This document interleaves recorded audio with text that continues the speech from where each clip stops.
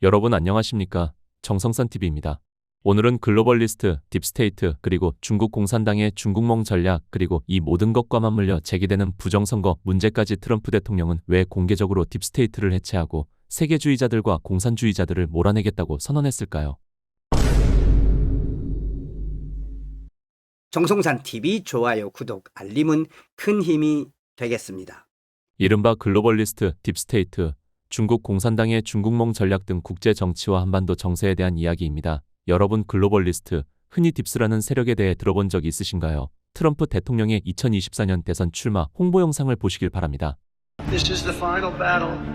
With you at my side, we will demolish the deep state. We will expel the warmongers from our government. We will drive out the globalists. We will cast out the communists, Marxists and fascists. 왜 트럼프 대통령은 대선 공약으로 딥스테이트를 파괴하고 세계주의자, 공산주의자, 마르크스주의자, 파시스트를 몰아내겠다고 했을까요? 윤석열 대통령이 독방에서 쓴 편지에서 글로벌리즘이 배신당했다고 적은 이유도 같은 맥락이라며 현재 전 세계와 대한민국에서 일어나는 여러 일들이 글로벌리스트, 세계주의자, 그리고 중국 공산당과 강하게 연결돼 있기 때문이라고 생각합니다. 이어 글로벌리스트는 국가 차원을 뛰어넘어 전 세계를 움직이는 하나의 엘리트 집단 세력으로 1차 세계화 시기 막대한 자본을 축적했고 현대에 들어 IT와 AI 같은 신기술과 언론 미디어를 장악해 실질적 세계 운영의 중심에 섰다고 볼 수 있습니다. 이어 대표적 글로벌리스트로 세계적 IT 기업 경영자와 금융 인사는 세상을 쥐락펴락하는 글로벌리스트 중 중국 공산당과 결탁해 이익을 키운 친중 글로벌리스트가 존재합니다. 이들은 50에서 60년간 중국 공산당과 긴밀한 관계를 맺었고 그 시작에는 닉슨의 삼각 외교 전략이 있었습니다. 냉전 시기 소련을 고립 해체하기 위해 중국을 활용했고 그 결과 중국 공산당은 경제 성장과 영향력 확대에 기반을 닦았습니다. 친중 글로벌리스트는 중국 공산당을 하나의 도구처럼 사용해 보이지 않는 손처럼 활용했다며 특정 감염병 사태를 계기로 선제 투자로 이익을 챙기거나 선거판에 개입하거나 국제사회에서 드러내기 어려운 일을 맡기는 식인 겁니다. 중국 공산당은 하수인처럼 부정선거나 우한폐렴 같은 국제사회의 비난을 감수하며 역할을 수행했고 이를 이해하려면 중화사상을 알아야 합니다. 중화사상에 대해 중국이 세상의 중심이자 주인이라는 사상으로 중국은 천자국이고 다른 나라는 문화적으로 열등한 제후국이라는 위계질서입니다. 이 사상은 근대 이후 아편전쟁과 서구 열강의 힘에 의해 무너졌고 중국의 엘리트 세력의 열등감과 굴욕이 극단으로 치달았습니다. 이어 공산주의 사상을 만나 다시 분출됐고 중국이 세상의 중심이 되는 것을 목표로 삼았다고 생각합니다. 이 열망이 중국몽이라는 프로젝트로 이어졌으며 2049년 세계 패권을 목표로 하는 로드맵이라며 주변국을 조공국, 노예국가로 만들고 중국 공산당 중심의 세계 질서를 세우는 것이 최종 목표인 것입니다. 중국몽의 3단계를 언급하며 1단계는 중화권, 2단계는 동남아 중앙아시아와 한반도, 3단계는 유럽과 미국에서 패권을 갖는 것입니다. 대한민국이 2단계에 포함되어 있습니다.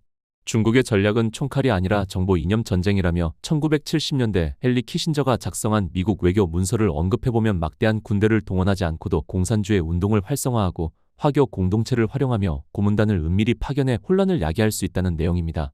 대표적 전략이 1:1로 프로젝트라며 저개발 국가의 철도, 도로, 항만, 석유, 가스, 전기, 통신망 등 사회간접 자본을 구축해 공급망을 장악하는 것이라고 말했다.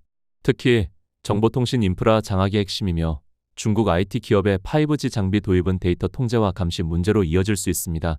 미국에서는 보안 문제로 장비 도입이 사실상 금지됐지만 일부 국가는 여전히 사용 중이고 정치적 공작도 필수 요소라며 목표 국가의 정치, 사회 지도층을 포섭해 부패 공동체를 형성하고 정보 조작과 선전을 통해 여론을 왜곡하는 샤프파워 전략을 사용합니다.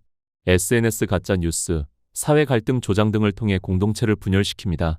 역사 인식에 대해서는 중국의 시각에서 한반도는 제후국 혹은 속국으로 인식되어 왔다며 조선시대 4대 외교와 조공 관계를 예로 들면 수백 년간 지속된 사대주의가 오늘날 인식에도 영향을 줍니다. 북한은 직접 통치, 남한은 간접 통치라는 개념이 해외 학계 일부에 존재합니다.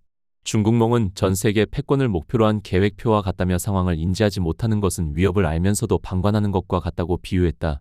이어 주변 국가들이 목적을 알고 있다면 어떤 시선으로 바라보겠습니까? 대한민국의 분단과 사회 갈등의 원인을 공산주의 전략과 연결지어 해석이며 해당 방식이 현재도 한국 사회에 적용되고 있다라고 말씀드립니다.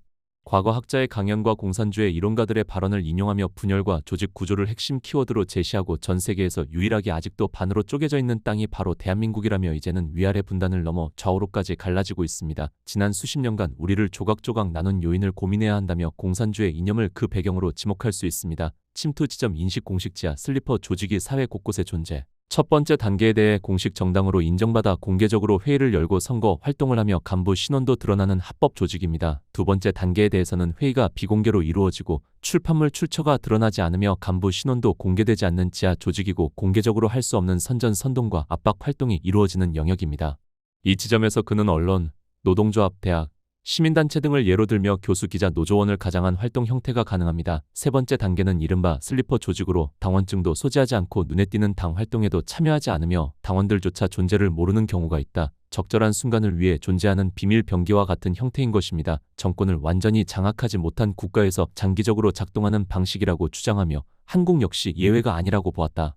작동 방식, 인식 분열 전략과 대중동원, 공산주의자들의 기본 공격 패턴을 분열로 규정했다. 다수 자유 세력을 이길 수 있는 유일한 방법은 다수를 여러 조각으로 나누고 그 조각보다 더 강해지는 것이라는 논리라는 것이다. 다수는 겉으로는 하나처럼 보이지만 이해관계가 완전히 같지 않다며 이 틈을 이용해 갈등을 확대해야 한다. 특히 노동자 계층, 농민, 그리고 일하는 대중 전체를 협력 세력으로 끌어들이는 방식. 마르크스의 이론과 실제 혁명 사례의 차이를 예로 들 수 있다.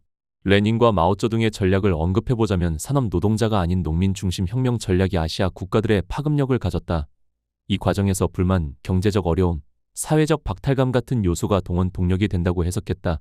한국 사회에 나타난 결과 인식성별, 세대, 지역, 이념 갈등, 이러한 구조와 전략이 한국 사회에 적용된 결과로 성별 갈등, 세대 갈등, 지역 갈등, 이념 갈등이 동시에 나타나고 있습니다.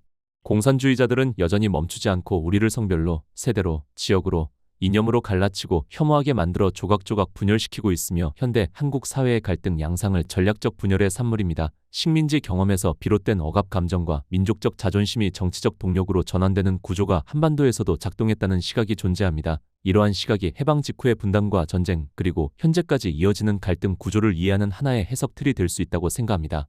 국민이 역사와 이념을 정확히 이해해야 이 내용을 가장 뼈저리게 알아야 할 대상은 미국 장교들이 아니라 대한민국 국민들이고 대한민국은 그 어떤 나라보다도 공산주의가 무엇이고 어떤 전략을 사용하는지 정확히 알아야 할 역사적 위치에 있습니다. 우리는 분단의 역사 속에서 그리고 지금도 계속되는 사회적 분열 속에서 공산주의 전략과 권력 정치가 어떤 방식으로 작동하는지를 그 어느 나라보다도 직접적으로 겪어온 나라입니다.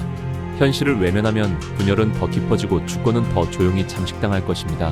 하지만 구조를 이해하고 본질을 직시하면 우리는 최소한 속지 않을 선택지를 가질 수 있습니다. 지금까지 정성산TV였습니다.